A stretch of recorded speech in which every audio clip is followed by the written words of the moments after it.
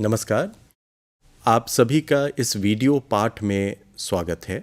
आज का हमारा विषय है टेलीविज़न समाचार कार्यक्रमों के प्रारूप। सबसे पहले हम प्रारूप पे चर्चा करेंगे कि प्रारूप हम किसको कहते हैं, जिसको अंग्रेजी में हम फॉर्मेट बोलते हैं, प्रोग्राम फॉर्मेट बोलते हैं।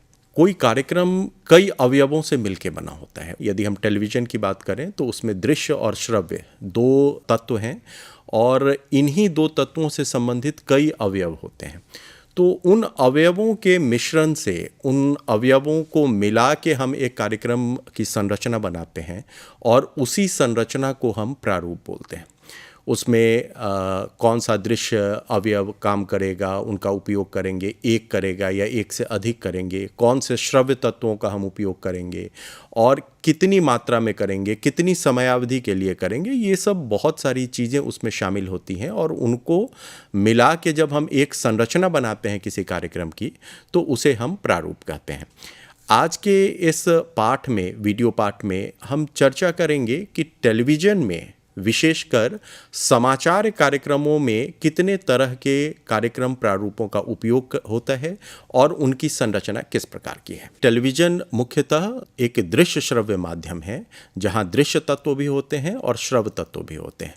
दृश्य में आप एंकर को देखते हैं, आप वीडियो फुटेज देखते हैं, आप जो बाइट देते हैं उन लोगों को देखते हैं।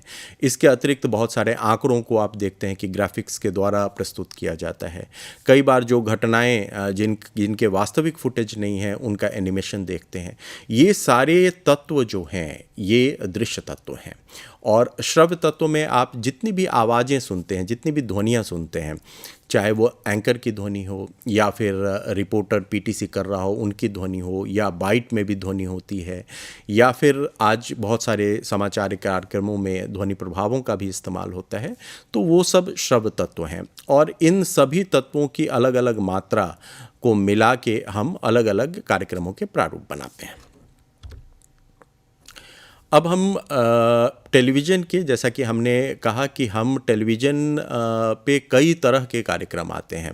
समाचार कार्यक्रम भी आते हैं, समाचार और समसामयिकी से संबंधित कार्यक्रम भी आते हैं और दूसरे प्रकार के मनोरंजक कार्यक्रम भी आते हैं। लेकिन इस वीडियो पाठ में हम केंद्रित रहेंगे टेलीविज़न पर आने वाले समाचार कार्यक्रमों के विभिन्न प्रारूपों के बारे में। तो एक सूची अगर हम देख लें कि टेलीविज़न समाचार पर आने वाले जो कुछ प्रमुख कार्यक्रम हैं अलग अलग प्रारूपों के, वो हैं एंकर विजुअल, एंकर ग्राफिक्स, समाचार पैकेज, वृत्तचित्र जिनको हम डॉक्यूमेंट्री बोलते हैं, डॉक्यू ड्रामा है, परिचर्चा है, साक्षात्कार आधारित कार्यक्रम है और कई अन्य कार्यक्रम भी हैं।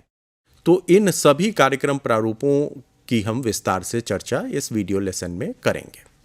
सबसे पहले एंकर विजुअल, जैसा कि नाम से ही स्पष्ट है कि इसमें दो अवयव होते हैं। एक तो एंकर होता है और दूसरा विजुअल होता है। सामान्यतः एंकर विजुअल में जब तक हमारे पास पर्याप्त मात्रा में समय नहीं मिलता ताकि हम पैकेज का निर्माण कर सकें, तब तक एंकर विजुअल का प्रयोग किया जाता है। इसके अतिरिक्त जो तेज़ खबरें होती हैं, जो फास्ट बुलेटिन या जिसको स्पीड न्यूज़ के बुलेटिन्स होते हैं, उसमें भी एंकर विजुअल का यूज़ होता है। तो इसमें दो अवयव होते हैं। एक तो एंकर स्टूडियो से खबर के बारे में बताता है और साथ में उस खबर से संबंधित जो फुटेज है वो साथ में चलता है। तो इस प्रारूप को हम एंकर विजुअल बोलते हैं क्योंकि इसमें एंकर खबरों के बारे में बताता है, इंट्रोड्यूस ही नहीं करता है, उन खबरों के बारे में भी बताता है और खबरों से संबंधित विजुअल जो हैं वो उसके साथ चलते हैं। तो इस प्रारूप को एंकर विजुअल बोलते हैं। एंकर ग्राफिक्स, ये प्रारूप जो कार्यक्रम का है इसमें एंकर तो होता है जो खबरों के बारे में बताता है या जो सूचना है वो दे रहा होता है, लेकिन कई बार क्या होता है कि हमारे पास एक्चुअल फुटेज जो है, विजुअल जो है, वो उपलब्ध नहीं होता है। कई बार खबर बहुत जल्दी आती है और उसे प्रस्तुत करना होता है लेकिन उससे संबंधित फुटेज विजुअल्स नहीं होते हैं। तो उस स्थिति में भी ग्राफिक प्लेट का भी इस्तेमाल होता है। ग्राफिक्स का मतलब जो टेक्स्ट भी आप लिखा हुआ देखते हैं वो भी ग्राफिक्स का हिस्सा है। तो एंकर खबरों को बताता है और कोई हमारे पास एक्चुअल फुटेज नहीं होती उस खबर से संबंधित, लेकिन हम ग्राफिक प्लेट पे टेक्स्ट की सहायता से उसको प्रेजेंट करते हैं, प्रस्तुत करते हैं। इसके अतिरिक्त कई बार सामग्री ऐसी होती है जहां आपको आंकड़े प्रस्तुत करने होते हैं या कोई ऐसी चीज़ प्रस्तुत करनी होती है जो ग्राफिक्स के माध्यम से ज़्यादा सरलता से दिखाया जा सकता है। तो उन स्थितियों में भी एंकर खबरों के बारे में बताता है और ग्राफिक्स उसके साथ दिखाई पड़ता है। तो इस फॉर्मेट को हम एंकर ग्राफिक्स भी बोलते हैं। तीसरा जो एक बहुत ही महत्वपूर्ण टेलीविज़न कार्यक्रम प्रारूप है वो है समाचार पैकेज। ये एक तरीके का एक कंप्लीट कार्यक्रम प्रारूप है जहां सारे तत्व टेलीविज़न समाचार के उपस्थित होते हैं। लेकिन कोई भी खबर समाचार पैकेज तक पहुंचेगी, उससे संबंधित पैकेज बनेंगे, उसमें समय की आवश्यकता होती है क्योंकि इसमें आप स्क्रिप्ट लिखते हैं, एडिटिंग के लिए भी जाते हैं, तो इन कार्यों में समय लगता है। तो कोई भी खबर जब थोड़ा समय प्राप्त कर लेती है तो उससे संबंधित पैकेज, समाचार पैकेज तैयार हो जाते हैं। कई सारी ऐसी खबरें हैं जो बड़ी खबरें हैं, तो उन बड़ी खबरों के मामलों में एक पैकेज के अंदर उन खबरों को प्रस्तुत कर पाना संभव नहीं होता है। तो उन परिस्थितियों में हम एक ही खबर के अलग अलग पहलुओं से संबंधित कई पैकेजेस का भी निर्माण करते हैं। तो समाचार पैकेज की एक संरचना अगर आप देखेंगे, एक सामान्य संरचना है, इससे अलग भी संरचना हो सकती है, थोड़ी बहुत विविधता होती है, लेकिन एक जो सामान्य संरचना है उसमें 3 या कहें हम 4 महत्वपूर्ण चीज़ें होती हैं। एक तो एंकर लिंक है, दूसरा वॉइस ओवर है, तीसरा बाइट है और चौथी पीटीसी है। इनकी मात्रा अलग अलग हो सकती है, वो पैकेज की अवधि पर निर्भर करती है। अगर पैकेज की अवधि लंबी है तो वॉइस ओवर कई हो सकते हैं, 2 हो सकते हैं, 3 हो सकते हैं, और यदि पैकेज की अवधि छोटी है तो 2 वॉइस ओवर भी हो सकते हैं। और इसी प्रकार बाइट की भी बात है, तो यदि खबर की अवधि अधिक है तो कई बाइट्स हो सकते हैं, अन्यथा 1 या 2 बाइट भी हो सकते हैं। तो पैकेज की संरचना को यदि हम देखें तो सबसे पहले पैकेज, समाचार पैकेज शुरू होता है, प्रारंभ होता है एंकर लिंक से। यानी एंकर स्टूडियो में बैठकर उस खबर को इंट्रोड्यूस करता है, उस खबर को प्रारंभिक रूप से प्रस्तुत करता है, उसके बारे में जो महत्वपूर्ण प्रारंभिक जानकारियां हैं वो देता है। तो उस स्थिति में जो दृश्य होता है उसमें दृश्य तत्व में एंकर स्टूडियो में बैठा हुआ दिखाई पड़ता है, या फिर आजकल कई प्रयोग भी होते हैं, न्यूज़ रूम में एंकर चलते हुए भी खबरों को प्रस्तुत करते हैं, खड़े हुए प्रस्तुत करते हैं, या बाकी बहुत सारी चीज़ें हो सकती है, उसकी संभावना है। लेकिन मुख्य रूप से एंकर खबरों को प्रस्तुत करता है, प्रारंभिक जानकारी देता है खबरों से संबंधित, उसको एंकर लिंक बोलते हैं। वो एक पैकेज का महत्वपूर्ण तत्व है। उसके बाद वॉइस ओवर शुरू होता है। अब वॉइस ओवर में एंकर ने खबरों के बारे में प्रारंभिक जानकारी दी, उसको इंट्रोड्यूस कर दिया। उसके बाद खबर से संबंधित, समाचार से संबंधित जो विजुअल है, फुटेज है, वो चलना प्रारंभ होता है। और उस फुटेज के बारे में, उस फुटेज में बहुत सारी चीज़ें दिखाई पड़ रही होती हैं, लेकिन जो चीज़ें स्पष्ट नहीं हैं उनको स्पष्ट करने के लिए वॉइस ओवर चलता है। और फिर बाइट आती है, फिर वॉइस ओवर हो सकता है, फिर बाइट हो सकती है, और पैकेज के अंत में रिपोर्टर घटनास्थल से खड़े होकर एक पीटीसी करता है, पीस टू कैमरा, जिसमें वो कैमरे के सामने खड़ा होके एक ढंग से समाचार पैकेज को का सारांश और उसको कंक्लूड करता है। पीटीसी का महत्व इसलिए भी है कि इस ढंग से एक विश्वसनीयता स्थापित होती है कि रिपोर्टर घटनास्थल पर है।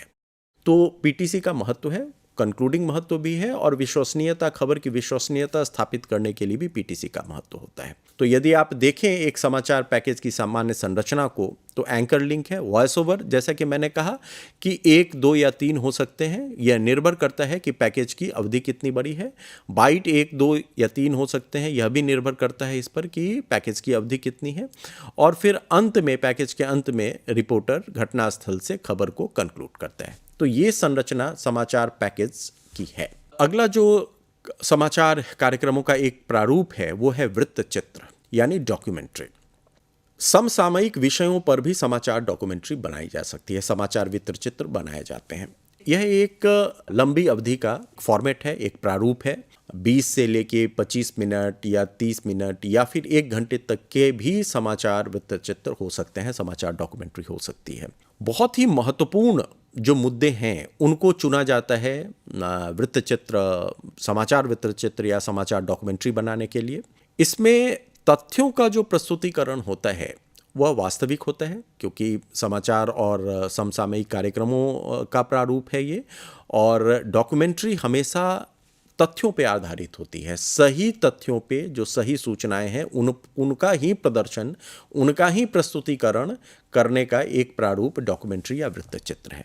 तो तथ्यों का प्रस्तुतिकरण इस प्रारूप में किया जाता है। इसकी समय अवधि, जैसा कि मैंने बताया, लंबी होती है। जैसे पैकेज बहुत छोटे होते हैं। आदर्श रूप से समाचार पैकेज पहले कहे जाते थे कि 60 सेकंड से 90 सेकंड तक के होने चाहिए, लेकिन अब हम देख सकते हैं कि समाचार पैकेज लंबी अवधि के भी होते हैं।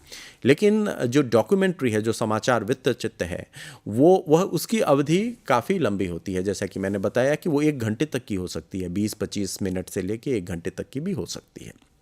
अगर हम समाचार वृत्तचित्र या डॉक्यूमेंट्री के अवयवों को देखें तो उसमें फुटेज तो है, वास्तविक फुटेज बहुत महत्वपूर्ण है, क्योंकि जैसा मैंने कहा कि डॉक्यूमेंट्री तथ्यों, वास्तविकता का ही प्रदर्शन है, वास्तविकता का ही प्रस्तुतिकरण है। और शैली थोड़ी अलग हो सकती है, प्रारूप में थोड़े परिवर्तन हो सकते हैं उनके अवयवों की संरचना में, लेकिन प्रस्तुतिकरण वास्तविकता का ही है। तो जो वास्तविक फुटेज हैं, जो घटना से संबंधित या जो मुद्दा है, जो विषय है, उस विषय से संबंधित फुटेज एक महत्वपूर्ण अवयव होते हैं किसी भी डॉक्यूमेंट्री की या समाचार वृत्तचित्र के। इसके अतिरिक्त वॉइस ओवर का भी बहुत ही महत्वपूर्ण स्थान होता है, क्योंकि जो घटना या विषय से संबंधित जो वास्तविक फुटेज चलते हैं, वीडियो फुटेज चलते हैं, उनको स्पष्ट करना, उनमें जो सूचनाएं नहीं दिखाई पड़ रही हैं, उन सूचनाओं को वॉइस ओवर के माध्यम से बताना, यह बहुत आवश्यक हो जाता है दर्शकों के लिए। तो जब भी हम समाचार वृत्तचित्र की बात करते हैं तो वहाँ फुटेज के साथ साथ वॉइस ओवर का भी बहुत ही प्रमुख भूमिका होती है, उसका बहुत ही महत्व होता है। इसके अलावा साक्षात्कार के अंश, डॉक्यूमेंट्री या समाचार वृत्तचित्र अगर आप देखें तो उसमें आपको फुटेज दिखाई पड़ेगा जो वास्तविक घटना है, वास्तविक विषय से संबंधित फुटेज है। इसके अतिरिक्त वॉइस ओवर है और साथ में आपको साक्षात्कार के अंश भी दिखाई पड़ेंगे। ये साक्षात्कार उन व्यक्तियों से लिए जाते हैं जो या तो उस विषय या घटना से संबंधित हैं, ऐसे लोग हो सकते हैं, या फिर उस विषय या घटना से संबंधित जो अलग अलग पहलू हैं उनके वो विशेषज्ञ हैं। तो ऐसे लोगों का साक्षात्कार लिया जाता है डॉक्यूमेंट्री के लिए या वृत्तचित्र के लिए, और उन साक्षात्कारों के जो प्रासंगिक अंश हैं, उन अंशों का प्रयोग डॉक्यूमेंट्री के लिए किया जाता है। पूरा साक्षात्कार नहीं लगाया जाता, लेकिन उनके जो प्रासंगिक और उनके जो उपयुक्त अंश हैं, उन अंशों का प्रयोग डॉक्यूमेंट्री में किया जाता है। और जैसा मैंने कहा कि कोई घटना है, उस घटना से संबंधित जो लोग व्यक्ति हैं उनका साक्षात्कार लिया जाता है, या विषय या घटना के जो अलग अलग पहलू हैं उनके जो विशेषज्ञ हैं उनको भी साक्षात्कार के लिए शामिल किया जाता है। इसके अतिरिक्त ग्राफिक्स का भी उपयोग समाचार वृत्तचित्र या डॉक्यूमेंट्री में किया जाता है, क्योंकि बहुत सारी चीज़ें, यदि उसमें आंकड़े हैं या बहुत सारी ऐसी सूचनाएं हैं जिनको फुटेज के माध्यम से दिखाना संभव नहीं है, तो उन परिस्थितियों में हम ग्राफिक्स का प्रयोग करते हैं, और ग्राफिक्स के माध्यम से आंकड़ों का प्रस्तुतिकरण बहुत आसान हो जाता है। आप तुलनात्मक प्रस्तुतिकरण भी कर सकते हैं। यदि कोई ऐसी डॉक्यूमेंट्री है जो देश के आर्थिक विकास से संबंधित है, या देश में जो जैविक खेती हो रही है, जैविक कृषि हो रही है, उससे संबंधित है, उसमें जो विकास हो रहा है उससे संबंधित है, तो जैविक कृषि के आंकड़े जो हैं वो पिछले 10 साल के यदि हम तुलनात्मक रूप से दिखाना चाहें तो उसके लिए ग्राफिक्स से अच्छा माध्यम और नहीं कोई हो सकता। हम यदि उसको वॉइस ओवर के थ्रू बोलें तब भी वो उतनी स्पष्टता से दर्शकों तक नहीं पहुंचेगा, और इसका कोई विशेष फुटेज भी दिखा पाना, वास्तविक फुटेज भी दिखा पाना संभव नहीं है, बहुत कठिन है। तो इन चीज़ों को यदि हम ग्राफिक्स के माध्यम से प्रस्तुत करते हैं तो वह काफ़ी आसान हो जाता है, और काफ़ी प्रभावशाली तरीके से दर्शकों तक पहुंचता है। एक मोनोटोनी भी टूटती है और उन तथ्यों, उन आंकड़ों को समझने में दर्शकों को सुविधा भी होती है। तो ग्राफिक्स का प्रयोग भी डॉक्यूमेंट्री या समाचार वृत्त चित्रों में किया जाता है। एनिमेशन का भी प्रयोग किया जा सकता है। बहुत सारी ऐसी चीज़ें हैं, घटनाएं हैं जिनके वास्तविक फुटेज उपलब्ध नहीं है और उन घटनाओं का प्रदर्शन आवश्यक है। तो उन परिस्थितियों में हम एनिमेशन की सहायता ले सकते हैं। उन घटनाओं को हम एनिमेशन की सहायता से उनका पुनर्निर्माण कर सकते हैं, उनको प्रदर्शित कर सकते हैं और डॉक्यूमेंट्री में भी उनको शामिल कर सकते हैं। ध्यान यह रखना है कि समाचार वृत्तचित्र या डॉक्यूमेंट्री में कोई भी चीज़ काल्पनिक नहीं होनी चाहिए। प्रस्तुतिकरण हम एनिमेशन की सहायता से कर सकते हैं, उनका उपयोग कर सकते हैं, लेकिन जिन चीज़ों का प्रस्तुतिकरण हम कर रहे हैं, जिन घटनाओं का प्रस्तुतिकरण कर रहे हैं, वो घटनाएं वास्तविक होनी चाहिए, तभी उनको वृत्तचित्र या डॉक्यूमेंट्री में शामिल किया जा सकता है। इसके अतिरिक्त समाचार वृत्तचित्र या डॉक्यूमेंट्री में हम ध्वनि प्रभावों और दृश्य प्रभावों का भी प्रयोग हमने करना प्रारंभ किया है। शुरुआती दौर में चूंकि ये दृश्य प्रभाव या ध्वनि प्रभाव वास्तविक नहीं होते, इसलिए एक हिचक थी कि इन दृश्य प्रभावों और ध्वनि प्रभावों का प्रयोग समाचार से संबंधित जो प्रारूप हैं कार्यक्रमों के, उनमें नहीं होना चाहिए। किंतु जब कई सारे समाचार चैनल आए और दर्शकों को अपनी ओर खींचने की एक होड़ सी लगी, क्योंकि दर्शक उतने ही थे और बहुत सारे समाचार चैनल आए, उनके बीच प्रतियोगिता हुई, तो दर्शकों का ध्यान आकर्षित करना एक प्रमुख मुद्दा बना और उसमें प्रस्तुतिकरण के स्तर पर बहुत सारे प्रयोगों के लिए दरवाजे खुले और उन प्रयोगों के लिए ही, उन प्रयोगों के द्वारा ही दृश्य और श्रव्य प्रभावों का भी प्रयोग होना समाचार से संबंधित कार्यक्रमों में भी प्रारंभ हुआ। इसलिए समाचार जो डॉक्यूमेंट्रीज हैं, न्यूज़ डॉक्यूमेंट्रीज या समाचार वृत्तचित्र हैं, वहाँ आप ध्वनि प्रभावों और दृश्य प्रभावों का भी सीमित और संतुलित प्रयोग आप देखेंगे। टेलीविज़न समाचारों के लिए जो कार्यक्रम प्रारूप है वो है डॉक्यू ड्रामा। डॉक्यू ड्रामा में वो सारे तत्व हैं, सारे अवयव हैं जो वृत्तचित्र या समाचार डॉक्यूमेंट्री में होते हैं। उसके अतिरिक्त भी कुछ चीज़ें हैं। आप देखें तो आप पाएंगे कि तथ्यों का प्रस्तुतिकरण डॉक्यू ड्रामा में भी होता है। ड्रामा शब्द है यहाँ, नाटकीयता की गुंजाइश है, नाटकीयता की अनुमति है, किंतु केवल प्रस्तुतिकरण या प्रस्तुति की शैली के स्तर पर, सामग्री के स्तर पर डॉक्यू ड्रामा में भी केवल तथ्यों का, वास्तविक घटनाओं का, वास्तविक चीज़ों का ही प्रस्तुतिकरण किया जा सकता है। लेकिन डॉक्यू ड्रामा में प्रस्तुतिकरण के स्तर पर, प्रस्तुति की शैली के स्तर पर और अधिक स्वतंत्रता हम प्रोड्यूसर्स को देते हैं, उनको और अधिक स्वतंत्रता मिलती है और इस स्वतंत्रता को देने का आधार का उद्देश्य ये है कि हम समाचार से संबंधित, वास्तविक घटनाओं से संबंधित ऐसे कार्यक्रम बनाएं जो दर्शकों के लिए रुचिकर हों, दर्शकों को उसमें रुचि भी आए, आनंद भी आए और साथ ही साथ हम वास्तविकता को, तथ्यों को दर्शकों तक पहुंचा सकें। तो एक बात बिल्कुल स्पष्ट हमें समझनी चाहिए कि डॉक्यू ड्रामा में जो ड्रामा तत्व है, नाटकीयता का जो तत्व है, उसका प्रयोग केवल प्रस्तुतिकरण के स्तर पर ही हो सकता है। किसी भी प्रकार की कल्पना सामग्री स्तर पर संभव नहीं है।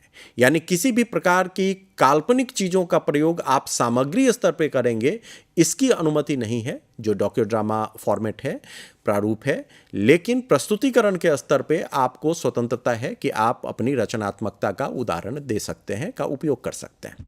तो यहाँ हम देखें कि डॉक्यूमेंट्री में जितने तत्व थे, तथ्यों का प्रस्तुतिकरण, इसकी भी समय अवधि लंबी होती है, लंबी समय अवधि का एक कार्यक्रम प्रारूप है। वॉइस ओवर भी डॉक्यू ड्रामा में होता है। वास्तविक फुटेज का भी प्रयोग डॉक्यू ड्रामा में किया जाता है। साक्षात्कार के भी अंश डॉक्यू ड्रामा में प्रयोग किए जाते हैं। ग्राफिक्स का भी प्रयोग होता है और श्रव्य और दृश्य प्रभावों का भी प्रयोग, ध्वनि प्रभावों और दृश्य प्रभावों का भी प्रयोग डॉक्यू ड्रामा में किया जाता है। इसके अतिरिक्त जो चीज़ें हैं वह है घटनाओं का पुनर्निर्माण और पात्रों का अभिनय। ये दो चीज़ें डॉक्यूमेंट्री में या वृत्तचित्र में नहीं शामिल होती। लेकिन जो एक दूसरा प्रारूप है कार्यक्रम का, डॉक्यू ड्रामा, उसमें घटनाओं का पुनर्निर्माण और पात्रों का अभिनय भी शामिल होता है। अगर हम टेलीविज़न चैनलों की बात करें तो आप देखेंगे कि डॉक्यू ड्रामा फॉर्मेट का बहुत अधिक प्रयोग आपको जो अपराध से संबंधित कार्यक्रम है, अपराध से संबंधित जो शो हैं, उनमें, क्राइम शोज में काफ़ी प्रयोग में मिलता है। इस प्रारूप का इस्तेमाल वो करते हैं।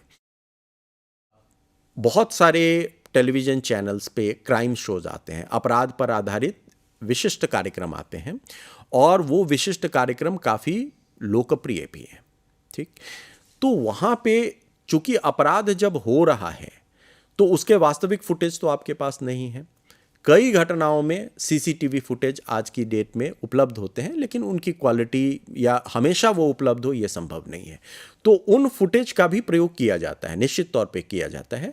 लेकिन जो अपराध हुआ उस पूरी घटना का पुनर्निर्माण किया जाता है, और उनमें पात्रों का चयन होता है, पात्रों का इस्तेमाल किया जाता है, और पात्र उन वास्तविक कैरेक्टर्स, वो पात्र वास्तविक हैं, वो कोई काल्पनिक पात्र नहीं है। अगर एक अपराध की घटना हुई और एक बुजुर्ग दंपत्ति की हत्या हो गई, और वहाँ पे बुजुर्ग दंपत्ति के पात्र के रूप में लोग अभिनय करेंगे, जो अपराधी, जो पुलिस की जांच में निकल के आया और वो अपराधी साबित हुए, उन सब के लिए भी पात्रों का चयन किया जाएगा और वो अभिनय करेंगे। तो ये एक नाटकीयता की अनुमति होती है। लेकिन कोई भी घटना प्रोड्यूसर काल्पनिक तौर पे, या जिसने स्क्रिप्ट लिखी है, काल्पनिक तौर पे क्रिएट नहीं कर सकता है। जो घटनाएं वास्तविकता में हुई हैं, वास्तव में हुई हैं, चूंकि उनके एक्चुअल फुटेज हमारे पास नहीं है, वास्तविक फुटेज नहीं है, तो उनका हम पुनर्निर्माण करते हैं, और उस पुनर्निर्माण के लिए हम वास्तविक पात्रों की जगह पात्रों का चयन करते हैं और उनसे अभिनय कराते हैं। यह डॉक्यू ड्रामा का फॉर्मेट है। अपराध कार्यक्रमों में इसका प्रयोग काफ़ी होता है, टेलीविज़न समाचार चैनलों में। लेकिन इसके अतिरिक्त अन्य कार्यक्रमों में भी अन्य प्रकार के भी डॉक्यू ड्रामा बनते हैं, और उन डॉक्यू ड्रामा की खासियत ये है कि वो दर्शकों में अधिक लोकप्रिय होते हैं। दर्शकों का ध्यान आकर्षित करने के लिए उनकी रुचि के अनुसार इस प्रारूप को डॉक्यूमेंट्री से लेके विकसित किया गया है, और जो काफ़ी अधिक सफलता भी प्राप्त कर रहा है। इसके अतिरिक्त जो अगला टेलीविज़न समाचारों के लिए जो कार्यक्रम प्रारूप है वह है परिचर्चा। परिचर्चा एक बहुत ही लोकप्रिय टेलीविज़न समाचार प्रारूप है, कार्यक्रम का प्रारूप है, और इसके अवयवों और तत्वों को यदि हम देखें तो प्रासंगिक विषय होना बहुत ही महत्वपूर्ण है। परिचर्चा हमेशा प्रासंगिक विषय पर ही हो सकती है, जिसकी प्रासंगिकता अधिकतम लोगों के लिए हो, अधिकतम संख्या में दर्शकों के लिए यदि कोई विषय प्रासंगिक है तो उस प्रासंगिक विषय पर टेलीविज़न परिचर्चा का निर्माण किया जाता है या आयोजित की जाती है। संयोजक, टेलीविज़न परिचर्चा में संयोजक होता है। उस संयोजक या मॉडरेटर का काम ये होता है कि वह पूरी परिचर्चा को सही तरीके से नियंत्रित करता है, समय पर समाप्त करता है, और विषय पर अपने सारे प्रतिभागियों को केंद्रित रखने का प्रयास करता है। और संयोजक की ये भूमिका होती है कि पूरी परिचर्चा से कुछ उपयोगी चीज़ें निकल के आए जो दर्शकों को प्राप्त हो। तो बहुत ही महत्वपूर्ण भूमिका संयोजक की होती है परिचर्चा में। इसके अतिरिक्त विशेषज्ञ होते हैं। विशेषज्ञ और संबंधित पक्ष, दो अवयव है। संबंधित पक्ष यानी जो विषय है, कोई प्रासंगिक विषय हमने लिया, अगर उस विषय में जो अलग अलग पार्टीज है, स्टेक होल्डर्स हैं, ठीक है, उनको भी परिचर्चा में शामिल किया जाता है। अगर कोई राजनीतिक विषय है तो सरकार पक्ष के राजनेता जो हैं वो होंगे, वो एक पक्षकार हो गए। जो विपक्षी पार्टियां हैं उनके राजनेताओं को जगह मिलती है, क्योंकि वह भी एक स्टेक होल्डर हैं, पक्षकार हैं। इसके अतिरिक्त विशेषज्ञ जो होते हैं वो किसी पक्ष से संबंधित नहीं होते हैं, लेकिन उन मुद्दों के जानकार होते हैं और तटस्थ होते हैं। तो उनकी भागीदारी भी बहुत आवश्यक होती है, क्योंकि सामान्य तौर पे दोनों पक्ष के लोग अपनी अपनी बात रखते हैं, लेकिन जो विशेषज्ञ है, जो तटस्थ है, वह कुछ ऐसी बातें रख सकता है जिससे दर्शकों को अपना मत, अपना विचार, अपना ओपिनियन बनाने में सहायता मिले। इसके अतिरिक्त परिचर्चाओं में आवश्यक फुटेज का भी प्रयोग होता है और आवश्यक ग्राफिक्स का भी उपयोग होता है। कई परिचर्चाएं पैकेज से शुरू होती हैं। एक पैकेज दिखाया जिसमें चीज़ों जो घटना है या जो मुद्दा है उससे संबंधित फुटेज भी दिखाया और उसके बाद परिचर्चा शुरू होती है। तो ये कई सारे प्रयोग होते रहते हैं ताकि हम दर्शकों का ध्यान आकर्षित कर सकें और कार्यक्रम प्रारूपों को बेहतर बना सकें, रोचक बना सकें। इसके अतिरिक्त जो एक और कार्यक्रम प्रारूप है वह है साक्षात्कार आधारित कार्यक्रम। साक्षात्कार आधारित कार्यक्रम और परिचर्चा में मूलभूत अंतर होता है। जो साक्षात्कार आधारित कार्यक्रम है वहाँ साक्षात्कारदाता एक ही होता है। इसके जो अवयव हैं, प्रासंगिकता, यानी जिस व्यक्ति को हम बुला रहे हैं साक्षात्कार के लिए उसकी प्रासंगिकता होनी चाहिए। उसने हाल में ही कोई ऐसी उपलब्धि प्राप्त की हो तब हम साक्षात्कार के लिए बुलाते हैं, या फिर कोई ऐसी घटना घटी हो जिससे वह व्यक्ति जुड़ा हुआ हो तब हम साक्षात्कार के लिए बुलाते हैं, या कोई एक बड़ी घटना हुई हो जिसका वह बहुत बड़ा विशेषज्ञ हो तब भी हम साक्षात्कार के लिए बुलाते हैं। तो तीनों मामलों में साक्षात्कार संबंधित कार्यक्रम में प्रासंगिकता बहुत ही आवश्यक है। व्यक्ति की प्रासंगिकता आवश्यक है और विषय की प्रासंगिकता, दोनों ही तरह की प्रासंगिकताएं आवश्यक है। इसके अतिरिक्त साक्षात्कारकर्ता एक होता है। साक्षात्कारकर्ता यानी जो साक्षात्कार लेता है, ठीक, यह एक हो सकता है या अथवा एक से अधिक होता है। सामान्य रूप से जो साक्षात्कार होते हैं उसमें एक ही साक्षात्कारकर्ता होता है, लेकिन जैसा मैंने कहा कि कार्यक्रम प्रारूपों में कई प्रकार के इनोवेशन हो रहे हैं, कई प्रकार के नवाचार हो रहे हैं और उन नवाचारों का उद्देश्य यह है कि कार्यक्रम प्रारूपों को आकर्षक बनाया जाए और दर्शकों को अपनी ओर जोड़ा जा सके, उनका ध्यान आकर्षित किया जा सके। तो आप कई टेलीविज़न कार्यक्रमों में आप देखेंगे कि कई कार्यक्रम ऐसे आ रहे हैं जहां साक्षात्कारदाता तो एक होता है लेकिन साक्षात्कारकर्ता एक से अधिक होते हैं। कई मामलों में 3 लोग होते हैं, कई मामलों में 4 हो सकते हैं, 2 हो सकते हैं। इस ढंग के भी कार्यक्रम प्रारूप आप टेलीविज़न चैनल्स पे देख सकते हैं जहां साक्षात्कारदाता तो एक है लेकिन साक्षात्कार लेने वाले लोग एक से अधिक हैं। तो ये नवाचार हैं, ये नए प्रयोग हैं जो साक्षात्कार आधारित कार्यक्रमों में किए जा रहे हैं। इसके बाद साक्षात्कारदाता, जो कि मैंने कहा कि बहुत ही महत्वपूर्ण है, वह एक ही होता है। परिचर्चा में कई विशेषज्ञ और कई पक्षकार शामिल होते हैं, लेकिन साक्षात्कार आधारित कार्यक्रमों में साक्षात्कारदाता एक होता है। साक्षात्कार लेने वाले सामान्यतः एक होते हैं लेकिन एक से अधिक भी हो सकते हैं, जो नए कार्यक्रम प्रारूप अब आ रहे हैं। इसके अतिरिक्त जो अंतिम कार्यक्रम प्रारूप पे हमने जो अपनी सूची में रखा है वह अन्य कार्यक्रम भी रखे हैं। तो कई प्रकार के अन्य कार्यक्रम भी आप देख सकते हैं टेलीविज़न समाचार चैनलों पे जिनका प्रयोग हो रहा है। कई बार रियलिटी शो जैसे कार्यक्रम प्रारूपों का भी इस्तेमाल टेलीविज़न चैनल पे किया जा रहा है। कई बार क्विज जो प्रश्नोत्तरी होती है उस ढंग के कार्यक्रमों का भी प्रयोग टेलीविज़न चैनलों पे किया जा रहा है। तो असली विषय यह है, असली मुद्दा यह है कि टेलीविज़न चैनल दर्शकों को अपने कार्यक्रमों के प्रति आकर्षित करना चाहते हैं और इसलिए जो स्थापित कार्यक्रम प्रारूप हैं उन कार्यक्रम प्रारूपों में भी कई परिवर्तन हो रहे हैं, कई रचनात्मकताएं शामिल की जा रही हैं और साथ साथ नए कार्यक्रम प्रारूपों को भी विकसित करने का प्रयास किया जा रहा है, शामिल करने का प्रयास किया जा रहा है टेलीविज़न समाचार की दुनिया में। तो इस वीडियो में हमने टेलीविज़न समाचार कार्यक्रमों के विभिन्न प्रारूपों पर चर्चा की और हमने देखा कि कई तरह के प्रारूपों का प्रयोग टेलीविज़न समाचार चैनलों में हो रहा है। इस वीडियो पाठ को सुनने के लिए और देखने के लिए आप सभी का बहुत बहुत आभार।